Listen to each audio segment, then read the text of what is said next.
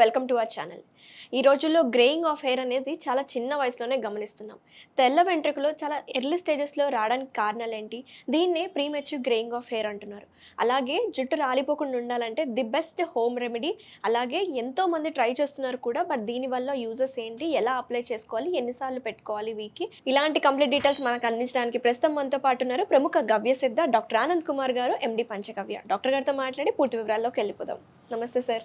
ఓం నమస్తే జీ, వందే గోమాతరం. ఎలా ఉన్నారు? అద్భుతంగా అండి. సో ఈరోజు the best hair pack. So చాలామంది హెయిర్ ప్యాక్స్ వేసుకుంటారు, కానీ ఇలాంటి ఇంగ్రీడియంట్స్ వాడడం వల్ల ఈ గ్రేయింగ్ ఆఫ్ హెయిర్ కావచ్చు, హెయిర్ ఫాల్ కంట్రోల్ అవుతుందని చెప్పుకొస్తున్నారు కదా, ఏంటి సార్ దాని ఇంగ్రీడియంట్స్ ఏంటి? అయితే చాలామంది పూర్వం నుంచి హెయిర్ ప్యాక్లు ఉన్నాయంటే ఉన్నాయి.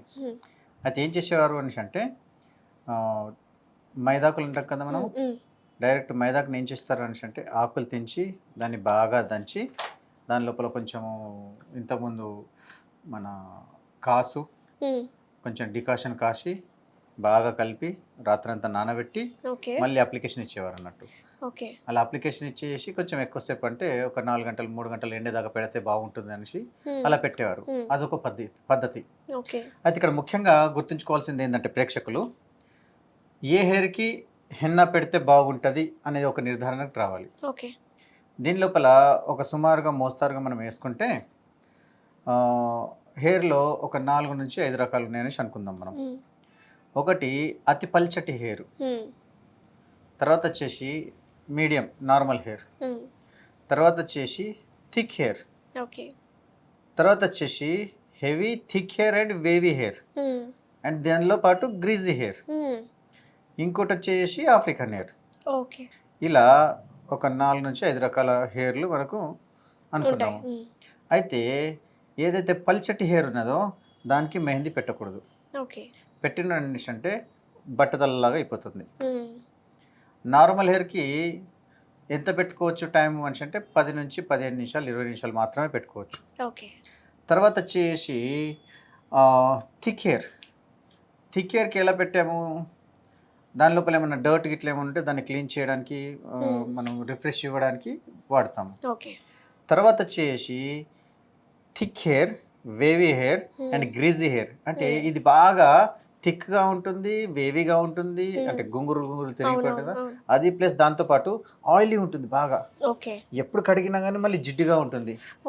అలాంటి వాళ్ళు స్పెషల్గా ఈ ప్యాక్ పెట్టుకున్నారంటే ఇంకా అద్భుతంగా పనిచేస్తుంది అన్నట్టు. అయితే ఇక్కడ మనం చేసుకోవాల్సింది ఏంటి అని అంటే పల్చటి హెయిర్కి పెట్టేసామనుకోండి, అలా పెట్టి అలా క్లీన్ చేసేసుకోవాలి. అందరు పెట్టుకోవచ్చు, బట్ జస్ట్ అలా పెట్టుకోవచ్చు. అయితే దాని లోపల ఇంగ్రీడియంట్స్ లోపల ఏం వాడాలి దాంట్లో అనేసి అంటే ఆలివ్ ఆయిల్ కానీ కోకోనట్ ఆయిల్ కానీ అప్లికేషన్ ఇచ్చేసి అలా మీరు ప్యాక్ పెట్టుకోవచ్చు. దానివల్ల ఏమవుతుందంటే హెయిర్ రిఫ్రెష్మెంట్ వస్తుంది. అండ్ ఆ హెయిర్ పల్చగా ఉంది కదా, దాని లోపల డ్రైనెస్ వల్ల వచ్చే గరుకుతనం అనేది మీకు స్మూత్నెస్ అయిపోతుంది, కండిషనింగ్ అయిపోతుంది దీనివల్ల. తర్వాత వచ్చేసి నార్మల్ హెయిర్కి ఇలా ఆయిల్ వేసేసి పెట్టుకోవచ్చు, లేదంటే ఇలానే పెట్టుకోవచ్చు. అయితే విశేషం ఏంటిదంటే కొన్ని హెయిర్ డ్రై అయిపోతున్నది కదా, దాంట్లో ఆయిల్ వేసుకోవాలి, దాంతో మనకు కండిషనింగ్ ఏర్పడుతుంది. తర్వాత వచ్చేసి ఏదైతే గ్రీజీ హెయిర్ ఉంటుందో వాటికి మాత్రం ఆయిల్ వేయకూడదు, ఎందుకంటే ఆల్రెడీ ఆయిలీ ఉంటుంది కాబట్టి. ఇక్కడ మనం చేయాల్సింది ఏంటిది అని అంటే స్కాల్ప్ని అతి శుద్ధి చేయడం అన్నట్టు, క్లీన్జింగ్ చేయడం. అయితే క్లీన్స్ చేయడానికి మనము యూజ్ చేసే పదార్థాలు కొన్ని ఉంటాయి. అయితే ఒట్టి మైదాకు పెట్టేదానికన్నా దాని లోపల ఈ పదార్థాలను మీరు మిక్స్ చేస్తే బాగుంటుంది. దానికి మొదటిగా నేను ఇంగ్రీడియంట్స్ ఉత్తమమైన పదార్థాలు తీసుకున్నాను. ఆ ఉత్తమమైన పదార్థాలు ఏంటంటే మైదాకులు. ఈ మైదాకులను బాగా నీడలో ఆరించి పౌడర్ చేసుకున్నాను దాన్ని. ఇక నెక్స్ట్ వచ్చేసి మన పంట పొలాల దగ్గర గుంట గలగరాకు అని దొరుకుతుంది. దీన్ని మనం హిందీలో ఏమంటాము, భృంగరాజ్ అనేసి అంటాము. ఈ భృంగరాజ్ని ఏం చేస్తాము, దీన్ని కూడా నీడలో ఆరబెట్టి బాగా పౌడర్ చేసి వస్త్రగాలితం చేస్తాము. నెక్స్ట్ వచ్చేసి ఇక హెయిర్కి రిఫ్రెష్మెంట్, స్కాల్ప్కి రిఫ్రెష్మెంట్ కావాలి, ఏదైనా ఇన్ఫెక్షన్ లాంటిది క్లీన్ అవ్వాలి అనేసి అంటే చేదు పదార్థం కావాలి. చేదు పదార్థం ఏముంది మనకు, మెంతులు. సో మెంతుల్ని నానబెట్టి మళ్ళీ దాన్ని ఎండబెట్టి మళ్ళీ దాన్ని పౌడర్ చేసుకున్నాము. ఇలా దీన్ని కూడా వస్త్రగాలితం చేసుకున్నాము. తర్వాత వచ్చేసి కరక్కాయ ఏం చేస్తుంది అని అంటే అతి గ్రీజీగా ఉన్న హెయిర్ అండ్ వాసన వస్తూ ఉంటుంది, జిడ్డుగా ఉంటుంది, డెడ్ స్కిన్ వెళ్ళదు, చుండ్రు అవుతుంది, అలాంటి హెయిర్కి మనం కరెక్ట్ యూజ్ చేస్తాము. అంటే ఇక్కడ గ్రేయింగ్ ఆఫ్ హెయిర్కే కాదు, జుట్టు రాలిపోయే సమస్యకే కాదు, అలాగే డాండ్రఫ్కి కూడా యూజ్ అవుతుంది అనమాట ఈ ప్యాక్. 100%. ఇప్పుడు మనం పెట్టుకునేది ఎలా ఉంటుంది అనేసి అంటే ఈ పదార్థాలు అన్ని విధాలుగా మనకు అనుకూలంగా ఉండాలి.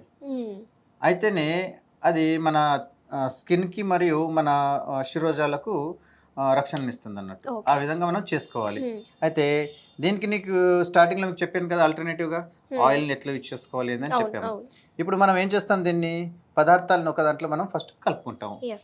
ఓకే, కలుపుకుందాం మరి. ఓకేనా? ఇప్పుడు ఒక మనిషికి సరిపడా నేనేం చేస్తున్నాను అంటే 3 స్పూన్స్తోనే యాడ్ చేసేసుకుంటూ దీని లోపల ఎంతెంత ఇంగ్రీడియంట్స్ వేసుకోవాలో మీకు ఇక్కడ చెప్తున్నాను స్పూన్ల ద్వారా. ఫస్ట్ ఆఫ్ ఆల్ వచ్చేసి బాగా వెంట్రుకలు పెద్దగా ఉన్నాయి అని అంటే ఒక అర్ధ పావు అన్న అవసరం పడుతుంది, లేదంటే పావు కిలో కూడా యూజ్ చేసుకోవచ్చు. డిపెండ్ ఆన్ హెయిర్ థిక్నెస్ని బట్టి ఉంటుంది. ఓకే, ఇక్కడ ప్రస్తుతానికి ఒక చిన్న ప్యాక్ కలుపుకోవడానికి ఎంత ఉంటుందో మాత్రం చెప్తాను, దాన్ని మీరు డబల్ రెట్టిపుల్ చేసుకుంటే అయిపోతుంది. ఫస్ట్ ఆఫ్ ఆల్ మెహందీ, ఇది వచ్చేసి మీకు ఒక 4 స్పూన్స్ ఇలా చిన్న స్పూన్స్తోని.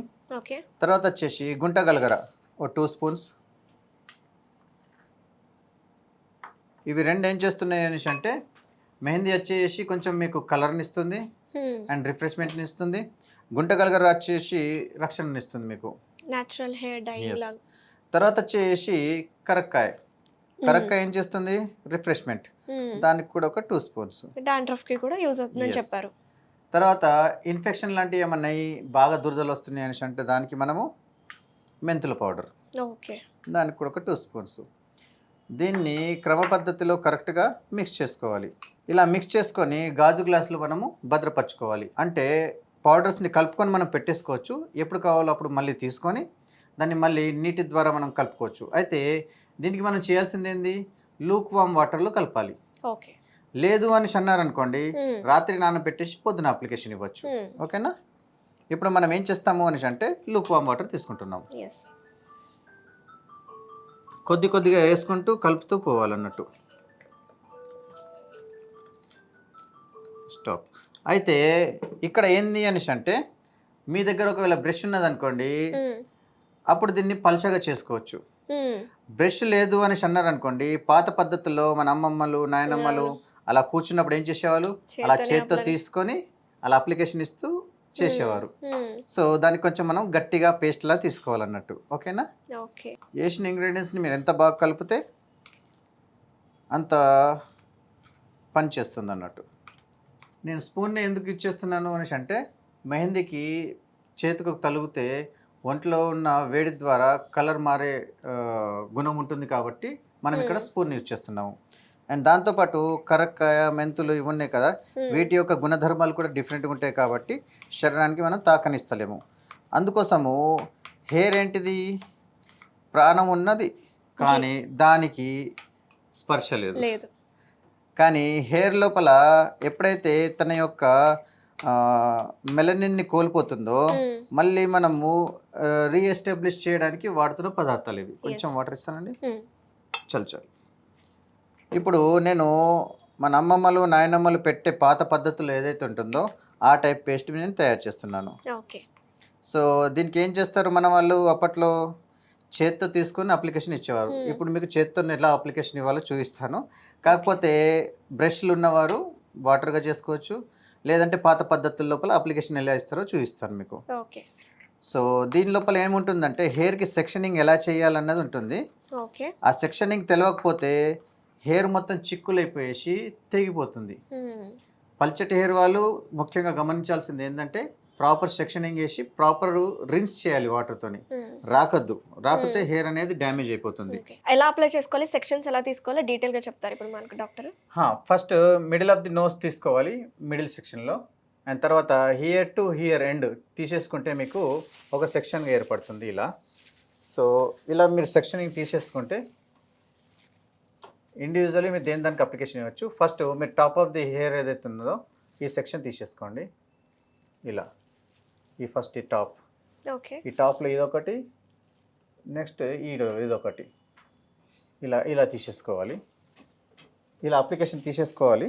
అండ్ దీనికి అప్లికేషన్ ఫస్ట్ ఫ్రంట్ సైడ్, కింద ఇటు side and back side. And దీన్ని అప్లికేషన్ మీద పైకి అనాలి. ఇలా Okay. అప్లికేషన్ ఇస్తూ వెళ్ళిపోవాలి. ఇదే పద్ధతుల లోపల సెక్షన్ బై సెక్షన్ తీసేసుకుంటూ మీరు టోటలీ అప్లికేషన్ ఇస్తూ వెళ్ళిపోవాలి దీనికి. అండ్ దీన్ని ఏం చేయాలి అని అంటే కొంచెం లైట్గా మసాజ్ చేసుకుంటూ పైకి అనాలి. దీనివల్ల ఏమవుతుంది అని అంటే హెయిర్ అనేది రిఫ్రెష్ అవుతుంది అండ్ కండిషనింగ్ అవుతుంది. దీన్ని మళ్ళీ ఇలా పెట్టి దీన్ని ఇలా కంటిన్యూ చుట్టేసేయాలి. దీనికి ఏం చేస్తాము, సెక్షనింగ్ క్లిప్స్ ఉంటాయి. లేని పక్షంలో దీన్ని ఇలా మూడేసుకోవచ్చు. ఓకే. ఇలా ఉంటే నీకు సెక్షన్ క్లిప్స్ పెట్టేసేయాలి. ఇలా మీరు ప్రతిదీ తీసేసుకుంటూ వెళ్ళిపోండి. ఓకే. హ్యాండిల్ చేయగలిగితే చేతులతోనే ఫింగర్స్తో హ్యాండిల్ చేయండి. లేని పక్షంలో కోమ్ లేదా టేల్ కోమ్ని యూజ్ చేయండి. మీకు అప్లికేషన్ అనేది కరెక్ట్ వస్తుంది. అప్లికేషన్ మీరు ఎంత ఇవ్వగలిగితే హెయిర్కి అంతా రిఫ్రెష్మెంట్ ఇది బాగుంటుంది.